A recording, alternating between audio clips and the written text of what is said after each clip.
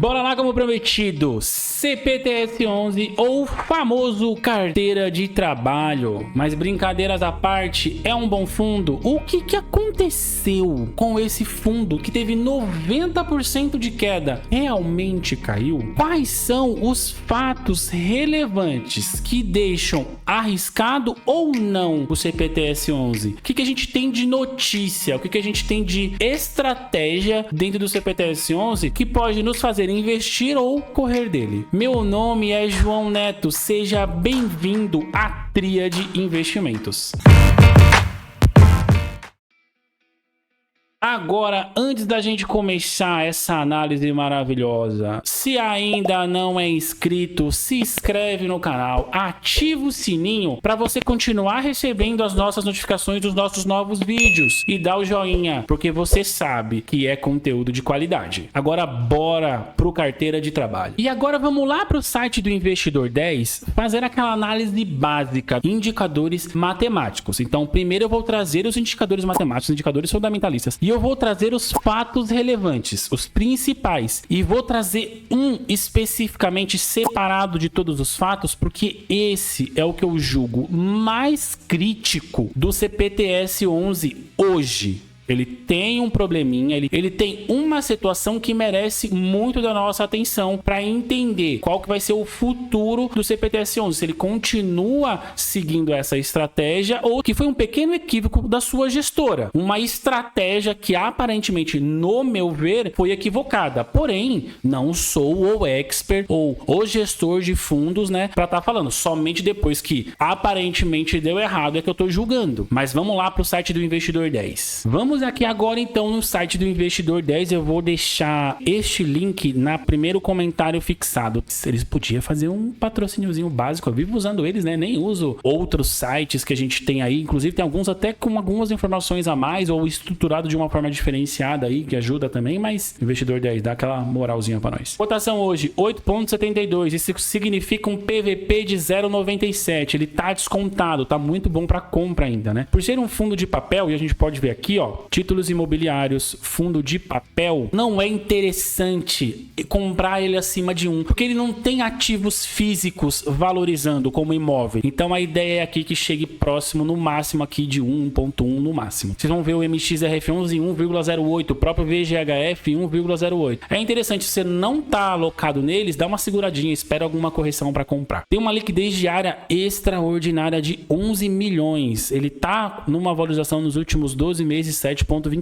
Aqui a gente consegue acompanhar os últimos 5 anos. O último 1 ano, e ele deu uma quedinha aqui, ó, deu uma descidinha. E nos últimos 6 meses também ele deu uma pequena correção aqui no 8,64 ou 72 ali, ó. A gente descendo aqui, a gente viu que é uma gestão ativa. Então, o que é uma gestão ativa? Periodicamente ele vai trocando os ativos, faz algum tipo de alavancagem para ir tentando ganhar mais, rentabilizar melhor. Ele tem taxa de administração de 1,05 ao ano sobre o patrimônio líquido, mínimo de 30 mil. Abaixo disso, eu acho que ele não vai ter essa taxa, certo? É uma taxa razoável, eu não acho uma taxa tão boa, mas também não é uma taxa ruim. 231 mil cotistas, o valor da cota ideal seria em 8,99. O último rendimento pago aqui já é com o ajuste que ele fez na cota de 8 centavos por cota. Ele tem 2 bilhões e 86 milhões de valor patrimonial. Uma valorização no último mês aí de 1,63, nos últimos 3 meses 5,31, último ano 7,13, últimos 2 anos 15,19. Lapada. Aqui é comparando o fundo ao CDI. E aí, por que ele é baixo? Se vocês forem ver, ele é um fundo recém-criado em 2020, né? Deu uma sofrida com o fundo de papel, tal. Deu novamente uma queda aqui em 2023. Tem uma explicação isso daqui, eu vou mostrar para vocês. E agora tá voltando, mas aí, teoricamente, se eu tivesse deixado meu dinheiro no CDI nos últimos 5 anos, seria melhor. Vamos ver nos últimos 2 anos, segue mesmo o padrão. Aqui a gente vê a comparação de fundos similares a ele, né? Fundos que são iguais ao CPTS-11. A gente tem o KNPI-11, tem o KNCR-11. Esse daqui eu tenho na carteira principal. Maravilhoso, maravilhoso. maravilhoso. Tem o IRDM, o HGCR11 e o VRTA11. Esse também eu tenho na minha carteira, VRTA11. E descendo mais um pouco aqui, a gente vê aqui tá uma situação que eu não sou muito fã do CPTS11. Ele vinha numa estabilidade interessante com relação aos seus dividendos, né? Mantendo ali. Porém, ele começou a fazer um eletrocardiograma aqui, um sobe e desce desajeitado. Aqui estão os últimos rendimentos já com base na informação que eu vou trazer para vocês posteriormente ao investidor 10. E aqui dividend yield, e é isso. Eu acho que assim, pensando em indicadores fundamentalistas hoje, é um bom ativo, porém existem alguns fatos relevantes que eu vou trazer para vocês aqui. Alguns contribuem para que o CPTS11 continue sendo um bom ativo, outros contribuem para você ter um pouco de atenção. Não põe risco no CPTS11, porém você tem que ter um pouquinho de atenção e um pouquinho mais de estômago,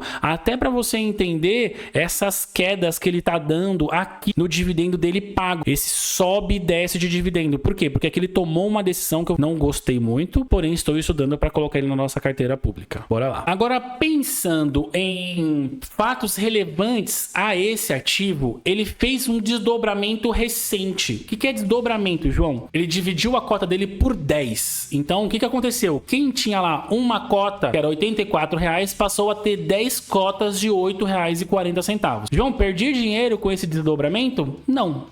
Simplesmente você saiu de uma cota para 10. Se ele pagava 80 centavos, ele passou a pagar 8 centavos. É a mesma coisa. Tudo foi dividido por 10. É simples. Mas não existe impacto no dividendo ou até no valor investido do cotista. Majoritariamente, ele é um fundo de papel que aplica no IPCA. E aqui vai ter uma jogadinha que eles tentaram fazer e não foi tão bacana, porém eu julgo inteligente. A alocação dele fica em média de 68% em CRIs, 28% em outros FIIs e eles têm 4% em caixa. Inicialmente, parte dos fatos relevantes sobre o CPTS11. Agora, antes de eu trazer aquele ponto crítico que eu acho que merece a atenção de vocês, e ainda não curtiu o vídeo, curte o vídeo, se inscreve no canal se não é inscrito e ativa o sininho para continuar recebendo as nossas novas notificações dos nossos novos vídeos. E agora vamos pro fato relevante e crítico principal desse vídeo. Bora dar uma refinada nessa informação. Primeiro, o que é CRI? Certificado de Recebíveis Imobiliários. Como que funciona um fundo de papel? Por exemplo, eu tenho um imóvel, aluguei um imóvel. O aluguel é R$1.000 mensais, eu tenho 12 mil no ano para receber. Porém, eu quero adiantar esse recebível. Eu quero receber esse dinheiro do ano antes. Então, eu vou para um banco ou para uma instituição financeira, uma entidade financeira e adianto esse aluguel. Vou lá e falo assim, ó, tenho 12 mil para receber desse aluguel aqui. Então, eu assino um certificado de recebível imobiliário que fala assim, ó, em vez dos 12 mil, eu vou receber 10.500. Aí o banco me adianta, a instituição financeira me adianta esses 10.500, gera esse recebível imobiliário, na qual ele que vai receber agora. Ô, gato, hein? Agora, e o banco, a instituição financeira que vai receber o valor, esses valores desse aluguel. O que ele ganha com isso? Como eu adiantei 10.500 e tenho que receber 12, eu ganhei R$1.500 aí nessa jogada. Entendemos o que é CRI. Agora vamos pro que